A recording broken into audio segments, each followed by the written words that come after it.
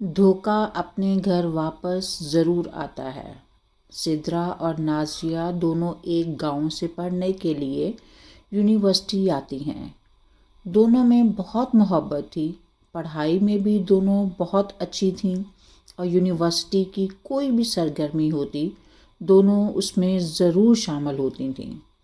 اتنا پیار تھا دونوں میں کہ پوری یونیورسٹی میں ان کو لیلا مجنوں کہا جاتا تھا۔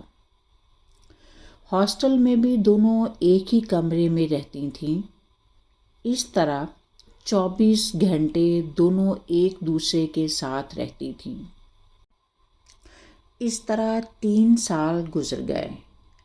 آخری سال کسی اور یونیورسٹی سے ایک لڑکا زہیب مائیگریشن کروا کر ان کی کلاس میں آیا۔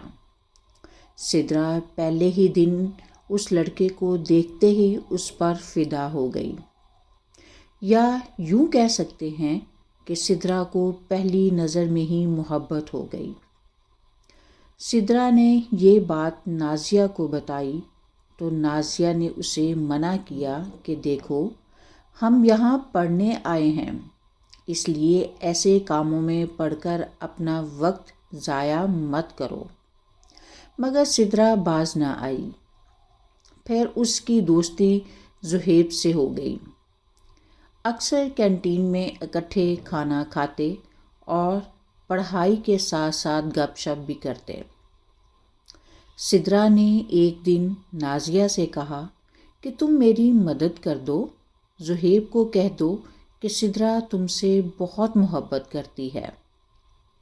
ایک دن اسی طرح تینوں کینٹین میں بیٹھے تھے کہ سدرا نے براہ راست زہیب سے کہا کہ مجھے تم سے محبت ہے۔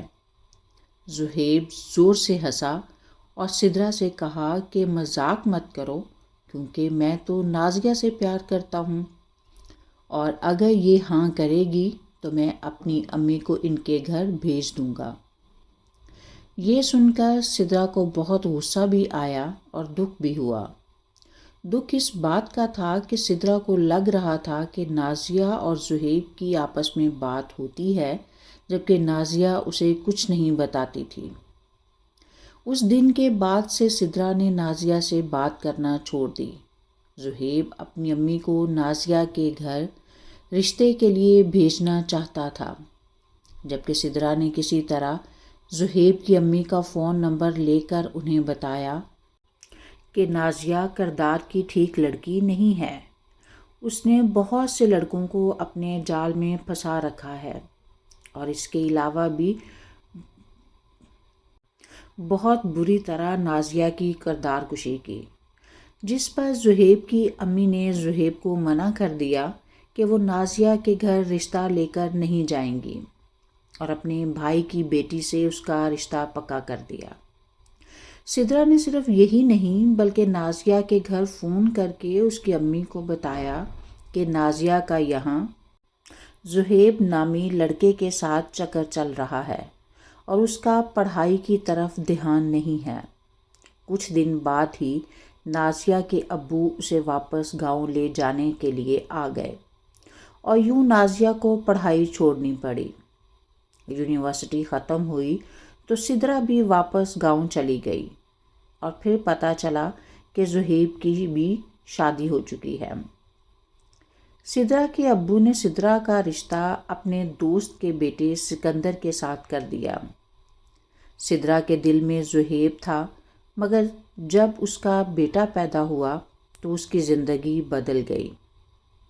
سدرا کا شوہر سدرا سے بہت محبت کرتا تھا اور عزت بھی۔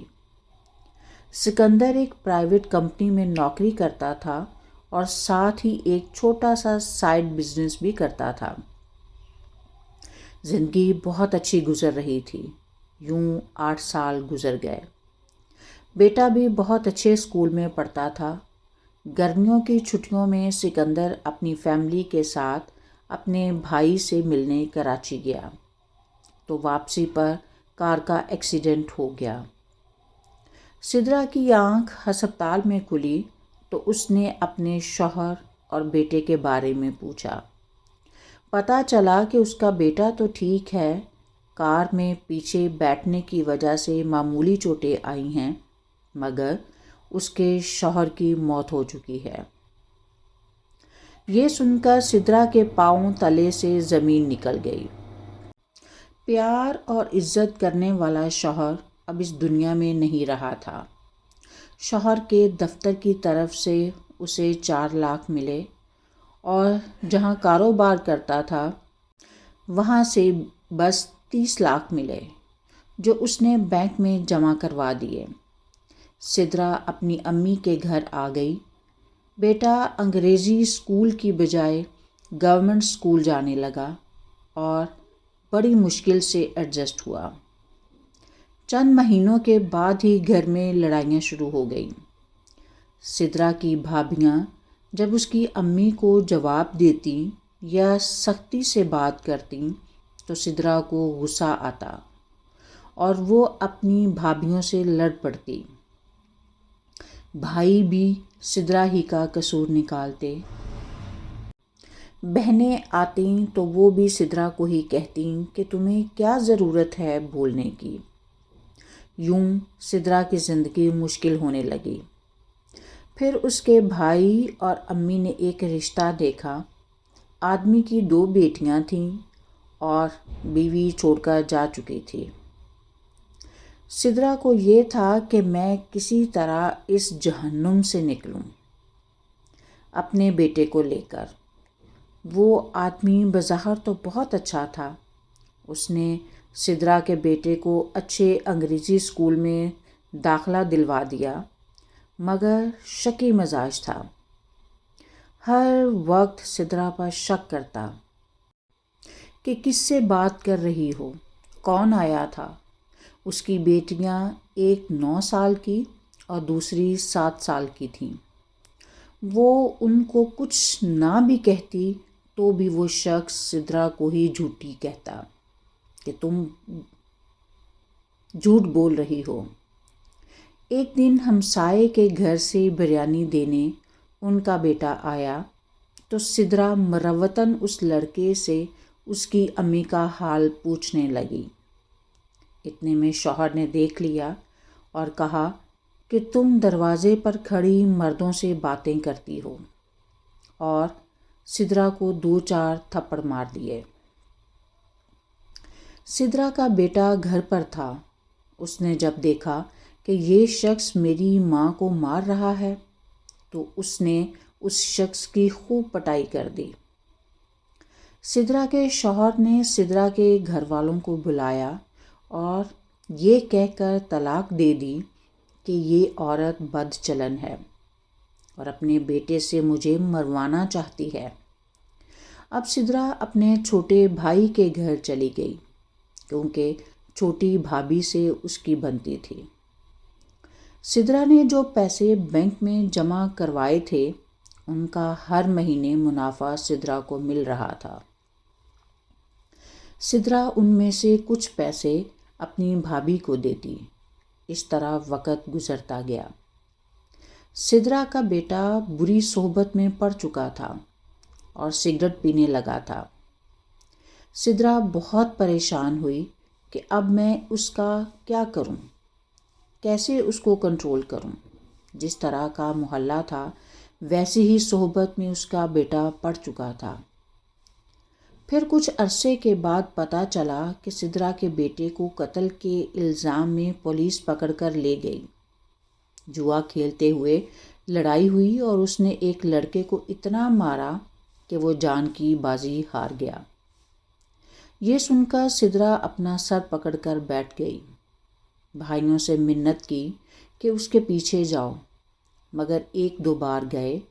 پھر انہوں نے بھی یہ کہہ کر جواب دے دیا کہ ہم عزت دار ہیں اور کل کو اپنی بیٹیوں کے رشتے بھی کرنے ہیں، اس لیے مہربانی فرما کر اب یہاں سے چلی جاؤ۔ سدرا بہت پریشان تھی۔ بیٹا جیل میں اور خود گھر سے بے گھر۔ پھر ایک ٹوٹا پھوٹا کمرہ کرائے پر لیا۔ گھر کے لیے کچھ سامان لینے بازار گئی تو وہاں اس کی ملاقات اپنی ایک سہیلی سے ہوئی جو سدرا اور نازیہ کی مشترکہ دوست تھی۔ سدرا نے پوچھا کہ تمہاری کبھی نازیہ سے بات ہوئی ہے؟ تو اس نے کہا کہ ہاں، پچھلے سال ہم عمرہ کرنے گئے تھے تو وہاں مجھے نازیہ ملی تھی۔ اس کے 3 بچے ہیں، 2 بیٹیاں اور 1 بیٹا۔ وہ سعودی عرب میں ہی رہتی ہے اور وہ ہمیں اپنے گھر لے گئی۔ اس کا شوہر بہت اچھا ہے اور ٹھیک ٹھاک امیر بھی۔ جب ہم لوگ واپس آنے لگے تو نازیہ کے شوہر نے میرے شوہر کو بہت مہنگی گھڑی دی، میرے دونوں بچوں کو تحفے دیے اور نازیہ نے مجھے سونے کا ایک بریسلٹ دیا۔ اس کا گھر بہت بڑا اور خوبصورت ہے۔ تم سناؤ کیسی ہو اور یہ اپنا کیا حال بنا لیا ہے تم نے؟ اس کے پوچھنے پر سدرا کی آنکھوں میں آنسو آ گئے اور اس نے اپنی ساری کہانی اسے سنا دی۔ گھر آ کر سدرا کو ساری پرانی باتیں یاد آنے لگیں کہ کس طرح اس نے نازیہ کی کردار کشی کی تھی اور 2 پیار کرنے والوں کے درمیان کتنا برا کردار ادا کر کے انہیں جدا کیا تھا۔ سدرا اللہ سے معافی مانگنے لگی کہ یا اللہ مجھے معاف کر دے، میں نے نازیہ کے ساتھ بہت برا کیا تھا، اسے دھوکہ دیا تھا، اس کی زندگی برباد کرنے کی کوشش کی تھی، مگر اب کچھ نہیں ہو سکتا تھا، گزرا ہوا کل واپس نہیں لایا جا سکتا تھا۔ ٹھیک ہی کہتے ہیں کہ دھوکہ جہاں سے شروع ہوتا ہے واپس ضرور آتا ہے، جلد یا بدیر۔ ساتھ رہنے کا بہت شکریہ۔